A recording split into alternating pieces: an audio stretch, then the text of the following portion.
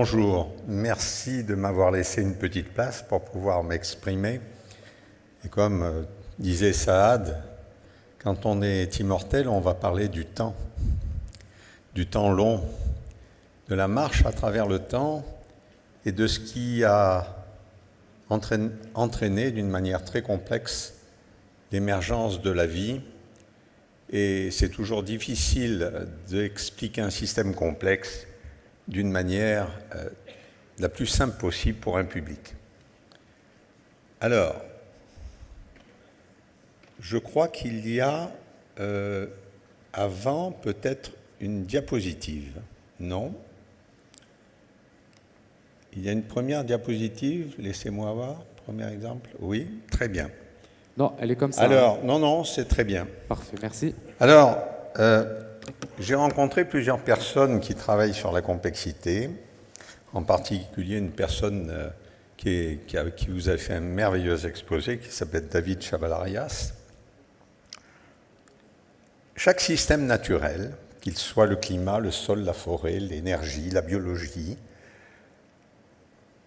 est considéré comme singulier, avec une histoire tout à fait autonome, avec ses propres lois physiques et physico-chimiques. Mais ces systèmes sont tous liés entre eux, dans leur compréhension, sont complexes et sont porteurs d'indéterminisme. Leur niveau d'organisation est emboîté comme des poupées russes, intimement liées. Ils vont relever de self-organisation, ce sont des mots que vous allez entendre, de différenciation, d'émergence, de seuil, de rétroaction, de bifurcation, qui aboutissent à des émergences nouvelles dans la complexité. Parce que dans la complexité, un atome est plus stable qu'une molécule est plus stable qu'un groupe de molécules, et donc il faut que la complexité devienne encore plus complexe pour que toutes ces molécules puissent survivre dans un milieu énergétique qui leur soit favorable. Je vais prendre plusieurs exemples, un dans le passé de la Terre et en dernier point, si je peux, celui de l'agriculture de nos jours. Premier exemple, formation de la vie de la Terre. Alors, on est ça fait rêver, à 4,560 milliards d'années. Le Soleil est une jeune étoile qui vient juste de s'éclairer et qui diffuse simplement 50% de la radiance qu'elle a aujourd'hui. La Terre est encore une boule de feu magmatique qui tourne sur elle-même très rapidement. Un jour, ça dure 6 heures à cette époque, et elle est bombardée de toutes parts par des météorites en fusion, dont l'essentiel sont des chondrites carbonées qui contiennent jusqu'à 25-30% d'eau sous forme d'hydroxyle. Plus ce bombardement s'intensifie et plus l'attraction est forte, c'est ce qu'on appelle l'emballement gravitationnel de cette première histoire de la Terre, qui est la protoplanète. Et ça va durer 50 millions d'années jusqu'à ce qu'un bolide plus gros, qu'on appelle Theia, vient frapper la Terre, non pas de plein fouet, parce qu'on ne serait pas là, mais sur le côté. Elle arrache de la matière magmatique qu'elle envoie dans l'espace, en anneaux, et qui tourne à 20 000 km de cette boule de feu, et qui va, elle aussi, s'accréter pour former la Lune. Mais cette Lune est très proche, elle est énorme, vue de la Terre, et elle a une attraction même sur la houle de magma en feu, en faisant des creux et des bosses. Et ce n'est qu'après 50 millions d'années, après ces 50 millions d'années, ce choc, que la Terre arrive en tournant sur elle-même, ce choc ayant elle-même ralenti la Terre de moitié, le jour ne dure plus que 13 heures, et ensuite il va se ralentir lentement pendant 4 milliards d'années jusqu'au Dévonien, où là, la journée sera à peu près de 24 heures, mais on sait aujourd'hui que la Terre ralentit d'1 à 3 secondes tous les 100 000 ans encore. Alors, qu'est-ce qui se passe dans la Terre qui tourne? Cette Terre, c'est comme un jus d'orange dans une centrifugeuse. Vous allez séparer le jus léger de la pulpe plus lourde. Tous les éléments lourds vont plonger au centre de la Terre et vont constituer une graine qui est en rouge foncé, dont la partie centrale est très dense, très dure, solide, faite de nickel et de fer, et la partie externe est une partie bouillonnante qui conduit les courants électriques, et ça va agir comme une dynamo. Comme une dynamo, si bien que la Terre va réagir comme un vaste aimant en émettant des ondes gravitationnelles tout autour, des magnétosphères. Cette magnétosphère, vous voyez la Terre en bleu au milieu, et cette magnétosphère qui va protéger des vents solaires et des flux cosmiques la Terre naissante. Et ceci est important quand on veut comprendre l'émergence de la vie. Ce bouclier magnétique est pour la Terre une défense considérable contre des flux cosmiques qui auraient pu tuer et avorter toutes les premières molécules du vivant. Que se passe-t-il à la surface? À la surface, la Terre dégaze, et elle dégaze de toute l'eau essentiellement qui avait été entraînée par les chondrites carbonatées. Tous les éléments légers se sont dirigés vers la surface.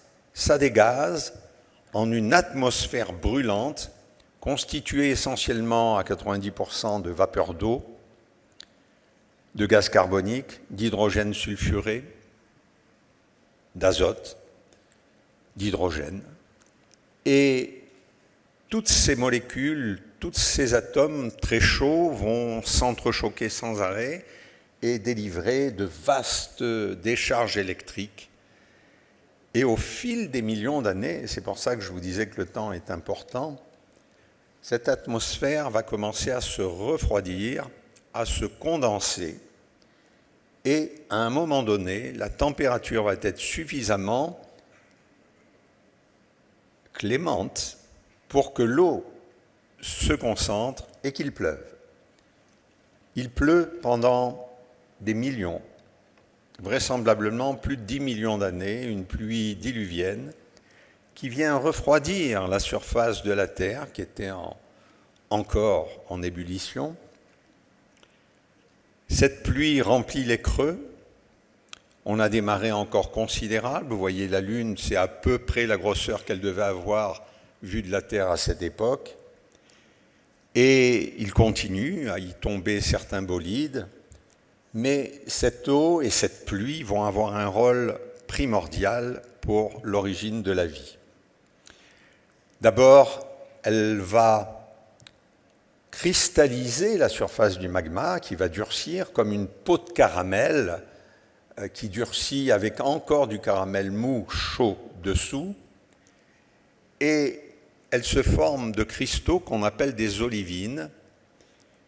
Et dans les moindres fissures, ceci est une photo au milliardième de mètre, dans les moindres fissures, les molécules d'eau vont pénétrer et l'attraction dipolaire des molécules d'hydrogène va attirer et remplacer dans le minéral les gros cations de fer, de magnésie, puis après de silice.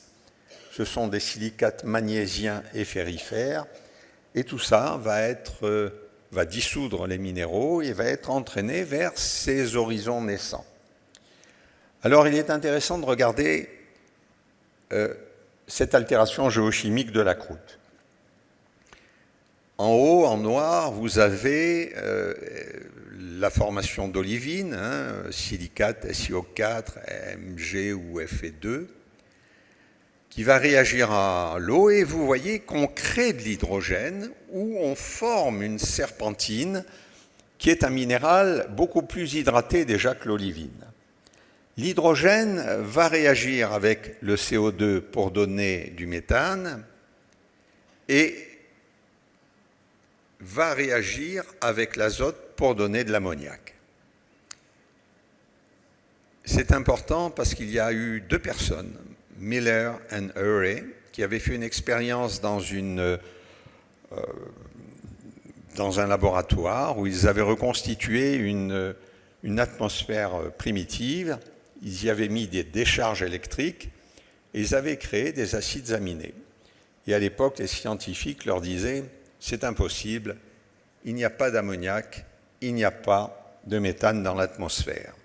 Là, par rétroaction, par couple de réactions, par self-organisation, vous avez la création de CH4 et de NH3 qui continuent à garder une atmosphère chaude dans laquelle il y a ces fameuses décharges électriques. La serpentine qui s'est formée va réagir à nouveau pour donner ce qu'on appelle, c'est en bleu sur la droite, une smectite. Une smectite, c'est une argile de toute petite taille qui va se former. C'est comme un micro-sandwich. Ce sont des feuillets, on va les voir. Et il pleut, et cette eau va dissoudre une partie du CO2, une partie de l'ammoniac, une partie du CH4, de l'hydrogène sulfuré, et va se charger en hydrogène, en carbone et en azote, HCN. HCN, c'est l'acide cyanhydrique qui est à l'origine des acides aminés. Ils vont dans un océan qui est chaud, rien n'arrête le ruissellement, donc c'est des quantités, des kilomètres cubes d'argile qui vont se former au cours des 10 millions d'années. Et au bout de 150 millions d'années après la naissance de la Terre, si on avait pu la voir depuis l'espace, j'imagine qu'on la verrait comme ça, avec une croûte primitive indurée, cristallisée en olivine à la surface, qui continue d'être animée par une activité volcanique importante, et un océan peu profond, vert, dû vraisemblablement à la couleur du fer abondant, qui était un fer réduit. Que se passe-t-il dans les argiles? Alors dans les argiles, ça va être des ports d'attache de toutes ces molécules qui ont été entraînées par la pluie et vont se former des premiers acides aminés, des acides aminés simples qui vont se mettre entre les feuillets d'argile, sur ces feuillets d'argile, et ces feuillets d'argile ne s'empilent pas d'une manière parfaite, parce que ce sont des minéraux avec beaucoup d'impuretés, parce qu'il y a là-dedans du phosphore, du calcium, du magnésium, des tas de choses, qui font que l'empilement se fait un peu de manière turbostratique, et au bout d'un certain temps, cet empilement lui-même va s'orienter vers la gauche. Alors une discussion que nous avons eue avec David Chavalarias, où il me suggérait également la force de Coriolis. Sur le coup, j'ai été sceptique, mais je me suis dit la Terre tourne tellement vite à cette époque que c'est sûrement aussi une des conséquences pour la stabilisation de ces orientations lévogyres de l'argile, et donc vraisemblablement aussi l'orientation lévogyre de la vie. Résumons. Nous avons rapidement une Terre qui est une boule de feu, c'est l'AD1, ça vient de Hadès, dieu de l'enfer, c'est un enfer. Très vite l'océan naît, tout de suite après que la Lune se soit formée, un champ magnétique s'organise, et là, les plaques tectoniques commencent à se faire immédiatement, c'est-à-dire il y a 4,4 milliards d'années, la tectonique des plaques s'enclenche, ce n'est pas la même que celle que nous connaissons aujourd'hui, mais la cristallisation des minéraux fait que certaines plaques deviennent plus lourdes que d'autres, donc les unes passent sous les autres et entraînent ces argiles qui sont les premiers sédiments, des quantités phénoménales d'argile qui, très hydratés, vont fondre à 200-300 degrés de moins que ce qu'elles fonderaient sans présence d'eau, et vont permettre la formation de granites plus légers qui vont remonter. Ceci est attesté par la découverte des premiers zircons que l'on ne trouve que dans les granites et qui sont des preuves de granitisation des premiers continents. Donc, tectonique des plaques.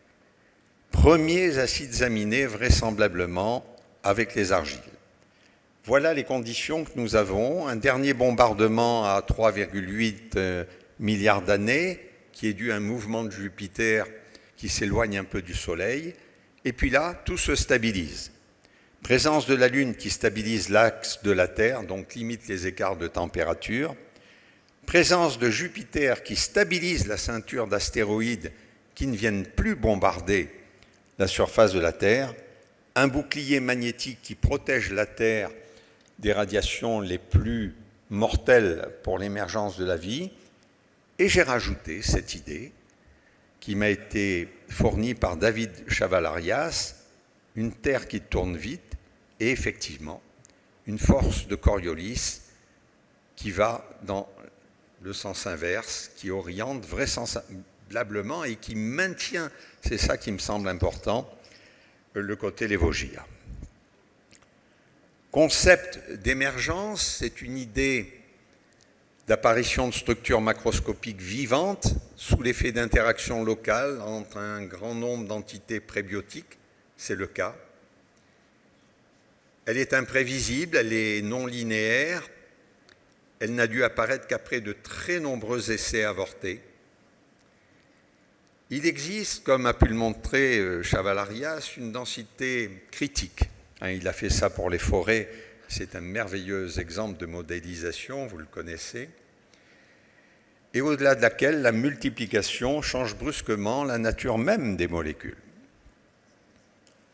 Et là émergent des structures vivantes d'ordre supérieur, capables de conservation, de réplication, de transmission sous l'effet d'interactions locales entre un grand nombre d'entités.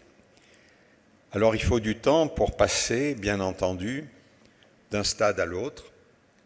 Qui émerge en premier? Est-ce que ça va être les protéines qui sont construites par des acides aminés? Est-ce que ça va être les acides nucléiques? Mais ces acides nucléiques ont besoin, pour être extraites et copiées, de protéines. Donc c'est l'histoire de la poule et l'œuf. Et bien entendu, il y a encore beaucoup de chemin à parcourir.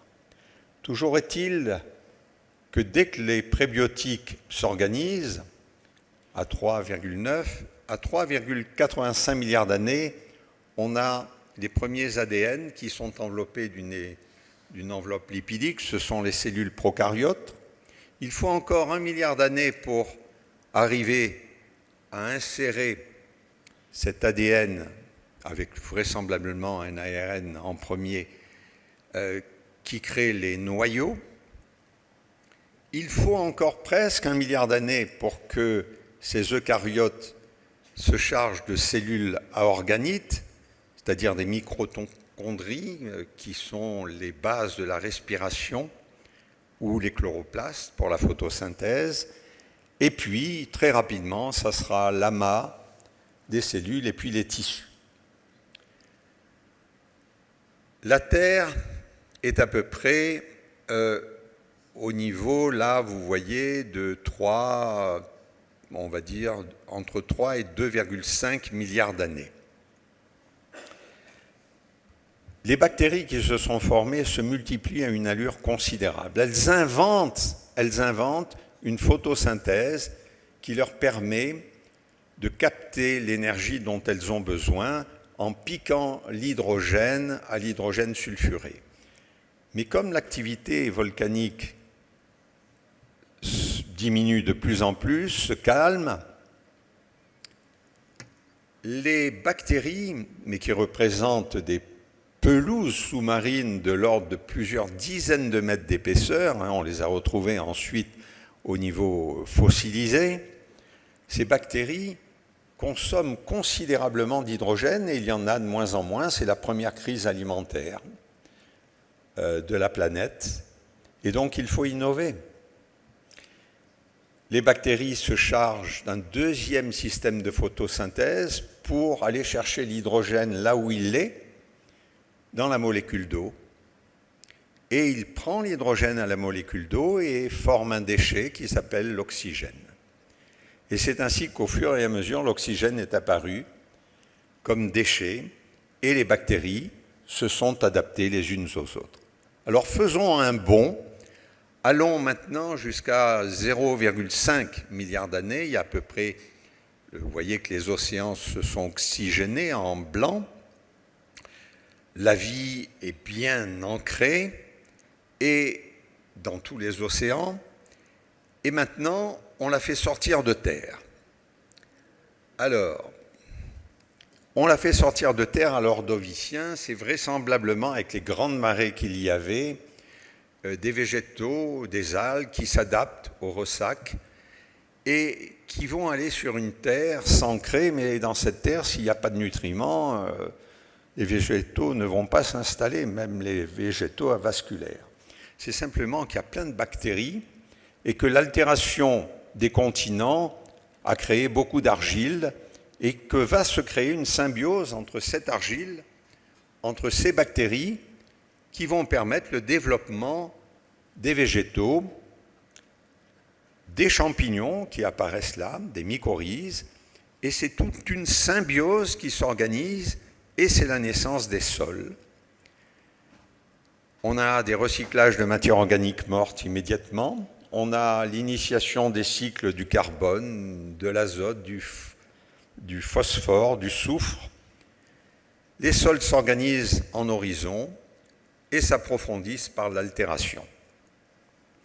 Naît un nouveau système, une émergence d'un système avec végétation, sol, air, eau. Faisons un saut jusqu'à 55 millions d'années au Paléocène, qui préfigure la planète actuelle. Et là, les courbes de température sont en verte, l'évolution des mammifères en marron. Alors regardez bien la courbe des températures. À l'Éocène, il y a 55 millions d'années, la Terre est une planète tropicale. Il y a des crocodiles au pôle, il y a des palmiers, pour faire simple. L'eau est chaude. Sur les continents, sur les terres émergées, qui sont très cratonisées, très granitisées, s'installe l'essentiel des bauxites et des gisements bauxitiques que nous connaissons aujourd'hui, c'est des minerais d'aluminium. Et à partir de là, les températures vont chuter. Et la première glaciation antarctique apparaît il y a 35 millions d'années, avec des fluctuations de climat. Elles disparaissent, elles reviennent, elles s'épaississent, elles diminuent, mais elle est toujours là, au pôle sud, à l'Antarctique.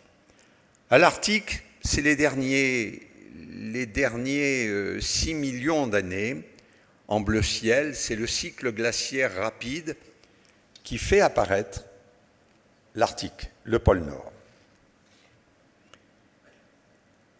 Donc, les terres qui étaient couvertes de terres latéritiques, rouges, tropicales, les voilà, où la matière organique ne s'accumule pas tellement sous les forêts, sont des sols très lessivés, pauvres, eux, constituaient l'essentiel de la planète.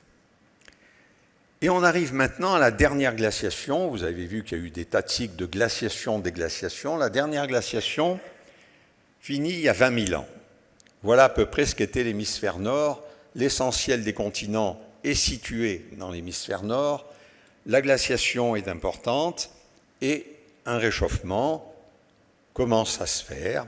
C'est un réchauffement naturel dû à opposition de la Terre et du Soleil, comme tous les interglaciaires, sauf qu'ici, l'homme va apparaître et va inventer l'agriculture.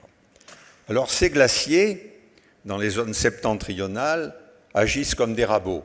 ils enlèvent toutes les terres qui existaient, comme de vulgaires copeaux, et ramènent la roche-mère à vif. Et c'est simplement parce qu'il y a ce réchauffement que l'humidité de l'air augmente de 4 à 5%, qu'il repleut, et que ces roches vont s'altérer en sol, ceux de nos régions tempérées que nous connaissons, ceux du Maroc, mais pas ceux d'Afrique. Ceux d'Afrique continuent à être des sols tropicaux qui vont eux aussi continuer et changer à partir de cette glaciation. Alors les sols qu'on connaît dans les zones tempérées sont des sols riches en matière organique, peu profonds, 80 cm, ils ont 20 000 ans, c'est tout. Mais ils sont assez fertiles, c'est un mélange de matière organique et d'argile. Le reste, dans les zones tropicales qui n'ont pas connu de glaciation, les profils latéritiques, les terres ont continué d'évoluer, et avec le réchauffement, c'est l'avancée des forêts sur les formations latéritiques indurées qui s'étaient formées pendant les périodes glaciaires, puisque les forêts, l'aridité, comme il manquait beaucoup d'humidité dans l'air, les déserts et les zones sahéliennes étaient beaucoup plus étendues, les forêts excessivement réduites. Et là, avec le réchauffement, la forêt, à nouveau, avance. Voilà à peu près un schéma de l'avancement sur ces vieux latéritiques, ces vieilles latérites qui datent de 50 ou 55 millions d'années. Et on voit apparaître dans le sol des discontinuités. Il suffit ici d'une accumulation de fer, que vous voyez là, sous le marteau, pour vous donner l'échelle, pour qu'automatiquement, entre l'argile qui est au fond du puits et cet horizon, se crée un nouvel horizon, qui est un horizon lessivé. Et tout va évoluer comme ça. Voilà ici une évolution de ce qui se passe dans la région de Manaos. Vous avez une vieille altération avec une forêt dense. Vous voyez l'eau avec la flèche bleue dans le numéro 1 qui percole dans ces oxysols verticalement jusqu'à déposer dans l'horizon 2 un horizon argileux qui va, lui, être imperméable et réorienter la circulation de l'eau latéralement, entraînant des lessivages.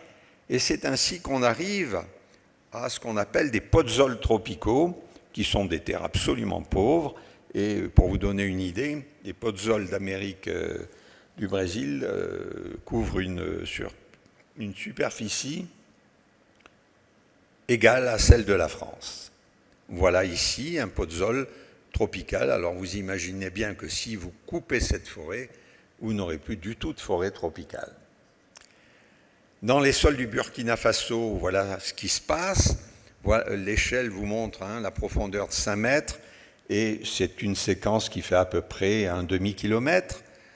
Vous avez un sol latéritique rouge, et par dynamique de l'eau, vous avez accumulé des vertisols vers l'aval, et à la limite des deux, vous avez une discontinuité qui fait que le sol continue d'évoluer pour donner la forme que vous avez au dernier exemple.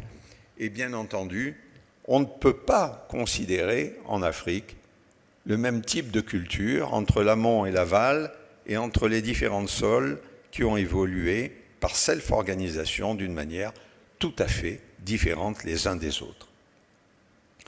L'homme arrive, invente l'agriculture il y a 12 000 ans, répand très vite l'agriculture, et là, bien entendu, évite la paucité, parce qu'en inventant l'agriculture, il peut manger. Et malheureusement, ce qu'il fait aussi, c'est qu'il part avec ses graines du croissant fertile, comme le montre la génétique, et il les adapte aux terres qu'il va conquérir, qui sont couvertes de forêts. Et il est plus facile de brûler une forêt pour faire un champ que d'abattre la forêt à la hache de pierre. Alors il brûle, et on estime qu'il y a 6 milliards de forêts qui, en 2-3 000 ans, ont brûlé, livrant ce qu'on sait aujourd'hui être des plaques carbone, et dont l'effet d'absorption en haute atmosphère des rayons visibles du Soleil est plus important comme effet de serre que le méthane, que le protoxyde d'azote, à égalité, sinon plus, comme c'est démontré dans beaucoup de publications, à celui du CO2. Voilà donc ces forêts qui sont parties en fumée. Le GIEC, à l'époque, j'en ai encore pour 2 minutes, présentait son bilan, mais vous voyez, il ne faisait pas participer le sol. Or, le sol est un participant très fort au réchauffement climatique.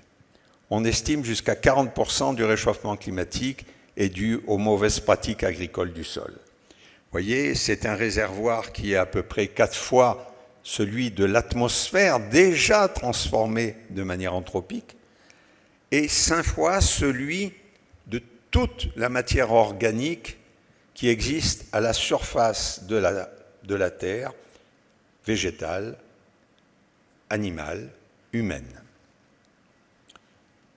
Et puis en 1975, d'un coup, on a l'impression que c'est le soleil qui fait réchauffer régulièrement le climat. Mais ben non, on voit d'un coup les courbes de température s'individualiser à une rapidité. Et ben ça, c'est une émergence qui avançait à bas bruit depuis des milliers d'années et qui d'un coup émerge et qui nous emmène dans le réchauffement actuel.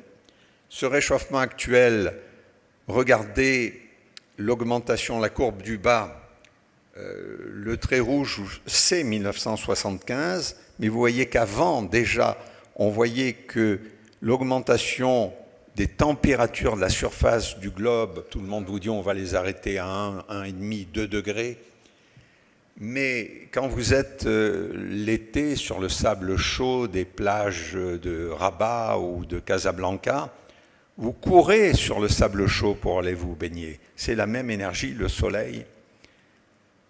Ce sont des lois physiques. La Terre réchauffe 5 fois plus vite. 5 fois plus vite que les masses océaniques.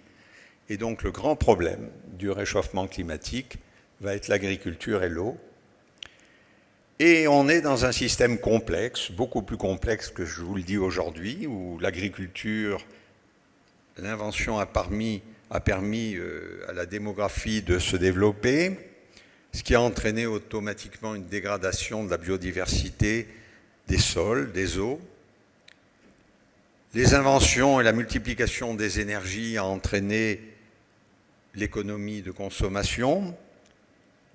Cette économie de consommation a continué à dégrader des biens communs et sociétaux, à jouer sur le climat, qui lui-même joue sur les déséquilibres globaux et qui va jouer sur l'agriculture, puisqu'aujourd'hui, c'était la séance de l'Académie à Rabat, allons-nous pouvoir avoir une souveraineté alimentaire et au-delà même une sécurité alimentaire, puisque tout diminue. Et donc il va falloir à un moment une rupture, et je pense que cette rupture ne peut être due qu'au niveau de l'agriculture, qu'elle doit être faite par les hommes en conscience, et on doit changer le modèle agricole profondément, de façon à ne plus avoir ce genre de paysage qui était couvert de forêts, et où en moins de 10 ans, l'érosion enlève un sol qui a mis plusieurs millions d'années à se faire. Je vous remercie.